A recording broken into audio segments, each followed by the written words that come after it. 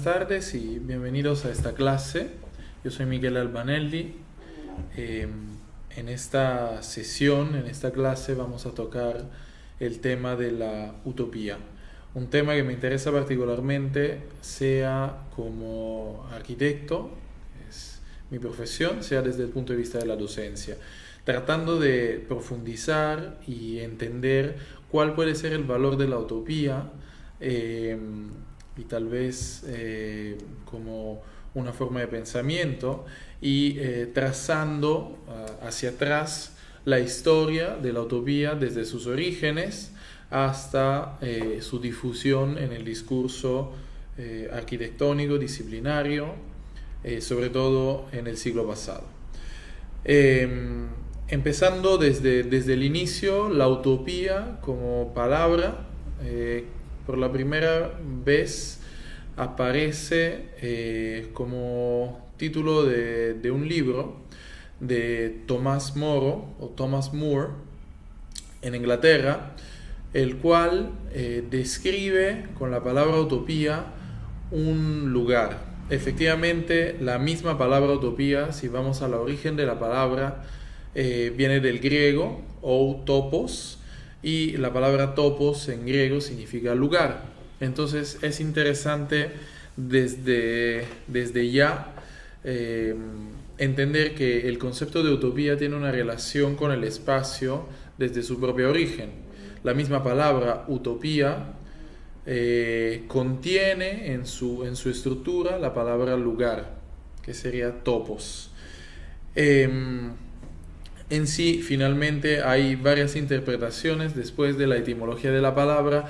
La que más se acerca a, digamos, a ser aprobada, por así decirlo, es la idea que la utopía se refiere a ou topos, ningún lugar. Entonces es un concepto filosófico que quiere representar un lugar que, pero como contradicción, no es ningún lugar. Tomás Moro, cuando se refiere a la utopía, está describiendo no solamente un espacio, está describiendo un modelo político, un modelo social, un modelo económico. Entonces, en su libro, él describe utopía como una isla donde las personas están viviendo en un equilibrio, vale la redundancia, utópico, ideal.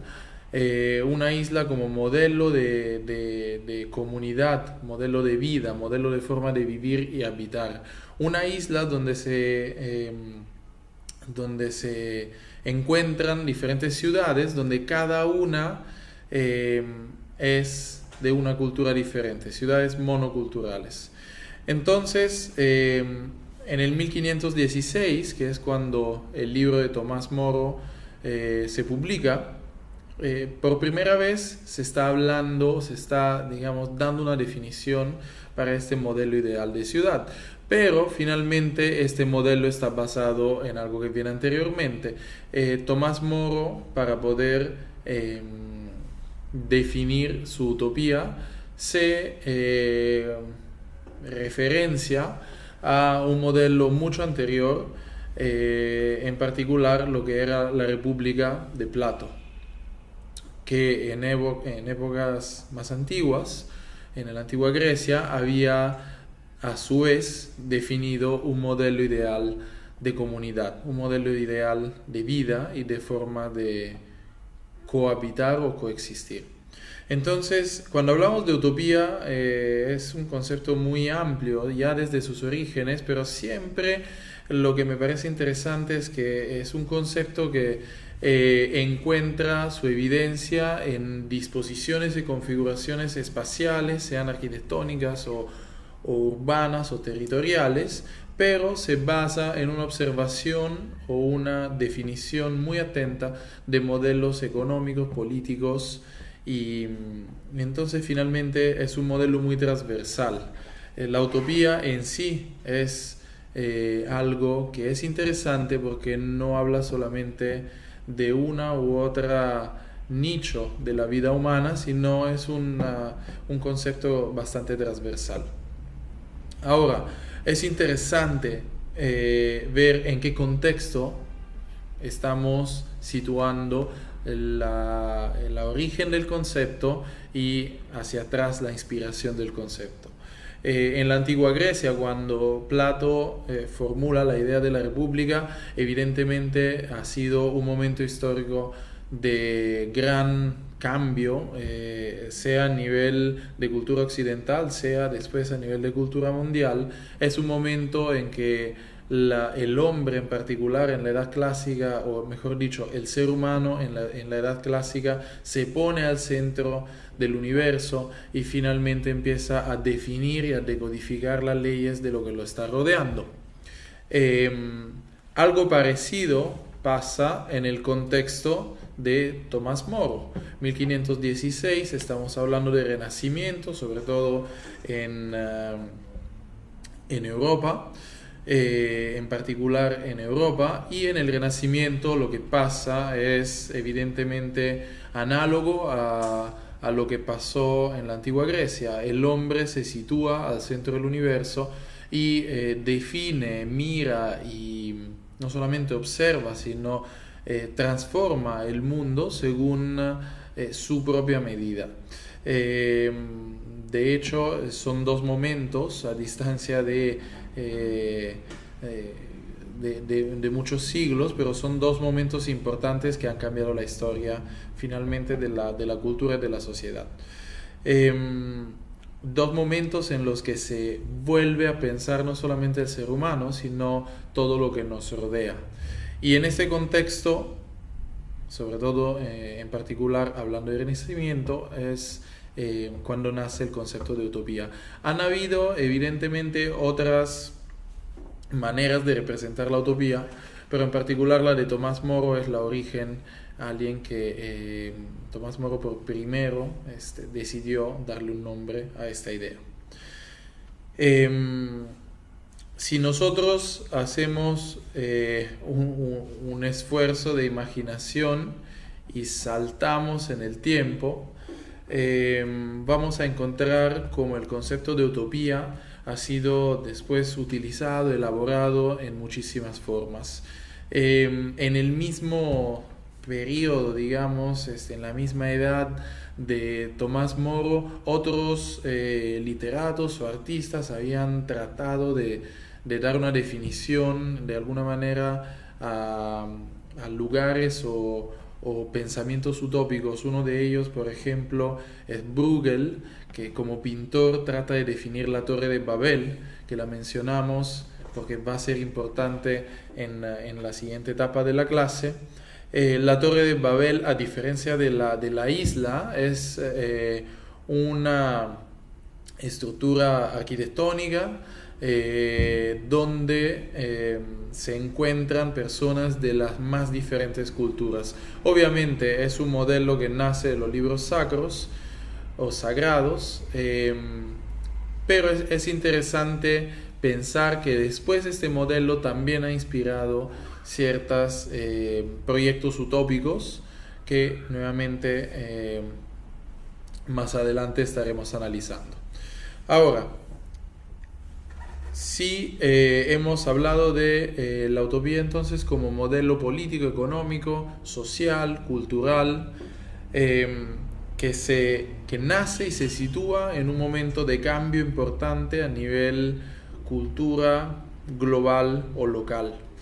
Si hacemos un salto, y estamos obligados a hacerlo para poder recorrer rápidamente la historia, después del 1500 han pasado diferentes épocas, y uno de los momentos de mayor cambio en la historia del ser humano ha venido a ser después la Revolución Industrial. La Revolución Industrial ha totalmente cambiado la forma de vivir, evidentemente ha obligado el ser humano y la sociedad a encontrar nuevos modelos económicos, políticos, culturales, sociales y obligatoriamente nuevos modelos espaciales, arquitectónicos, urbanísticos.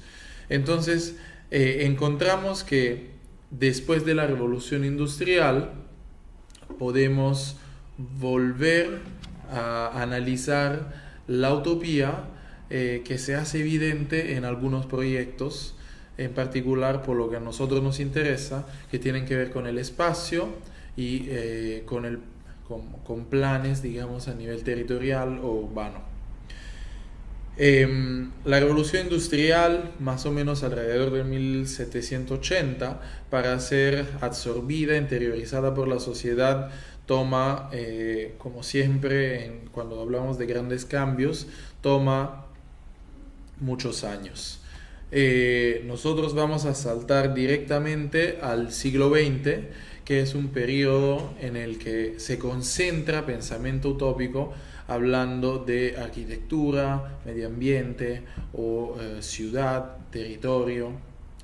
Entonces pasamos directamente al 1932, que es una fecha importante en la que un arquitecto sumamente conocido y uno de los más importantes representantes de la arquitectura moderna, en particular de la arquitectura moderna orgánica, Frank Lloyd Wright, decide formular su propia idea sobre la utopía, sobre una ciudad utópica. La ciudad que él formula, que él diseña, se llama Broad City. Básicamente toma su nombre de la medida del acre. Y es una ciudad que de alguna forma es premonitora, es un proyecto premonitor. Es una ciudad que busca definirse en un contexto post-revolución industrial en la que las ciudades originales y consolidadas ya se encuentran saturadas, básicamente. Entonces Broad City es un modelo de vida en el campo con las facilidades y los confort que te puede garantizar la ciudad y la tecnología. Broad City es un modelo urbano, pero también es un modelo económico, también es un modelo de vida. En este caso, el proyecto de Wright, como siempre, nace de otras ideas anteriores. Entonces, para poder entender Broad City, el modelo de Wright, deberíamos también buscar e investigar su antecedente.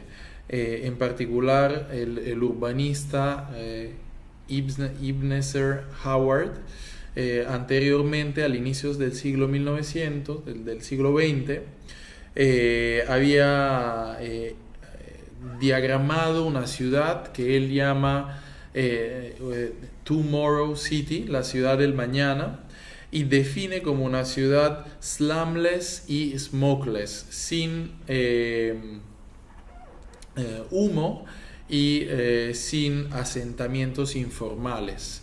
Entonces, nuevamente, un modelo de ciudad que nace por una inquietud y por una postura crítica respecto a lo que habían o a lo que se habían convertido las ciudades consolidadas posteriormente a la revolución industrial.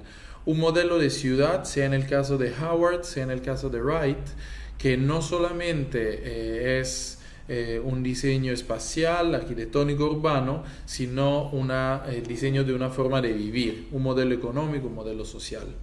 Entonces, regresando al proyecto de Wright, para describirlo rápidamente, su proyecto hace esta hipótesis de unidades de territorio divididas en parcelas iguales, donde las personas puedan escapar del contexto de las ciudades consolidadas que, mientras tanto, y como consecuencia de la revolución industrial, se han llenado de personas y se han vuelto en algo difícilmente vivible.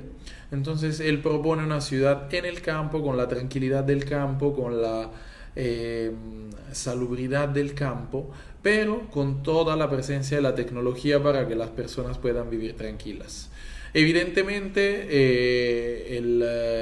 la libertad de diseñar una ciudad de este tipo, que es como una ciudad satélite, deriva de no solamente los problemas que ha generado la revolución industrial, sino también las ventajas. Entonces, para llegar a una ciudad satélite necesitas carros, necesitas autopistas, necesitas una cantidad de servicios e infraestructuras que solo posteriormente a la revolución industrial se pudieron dar. Entonces hay Esta visión utópica de ciudad de Wright nuevamente está fuertemente enlazada con la historia, digamos, el contexto histórico en el que se sitúa como una respuesta a la historia a través de un modelo urbano. Para pasar de Wright a otro arquitecto es importante provocar una primera reflexión. Efectivamente, Frank Lloyd Wright en el 1932 estaba hipotizando una ciudad satélite, una ciudad afuera de las ciudades consolidadas, donde nuevamente encuentras una especie de equilibrio entre lo rural y lo tecnológico. Finalmente, si miramos a Estados Unidos el día de hoy, Frank Lloyd Wright evidentemente era un arquitecto americano, en particular trabajaba en Arizona, en una región desértica. Si nosotros miramos a Estados Unidos al día de hoy, encontramos que lo que es el urban sprawl, o sea, la difusión de las ciudades en el territorio, terminó siendo uno de los grandes problemas ahora de las ciudades en Estados Unidos. Entonces, el modelo de Wright es importante y tiene valor en su contexto histórico, pero si lo proyectamos al siglo XXI, evidentemente ha sido como premonitor de algo que después llegó a pasar y no necesariamente está siendo positivo para Estados Unidos en este caso y en el mundo también.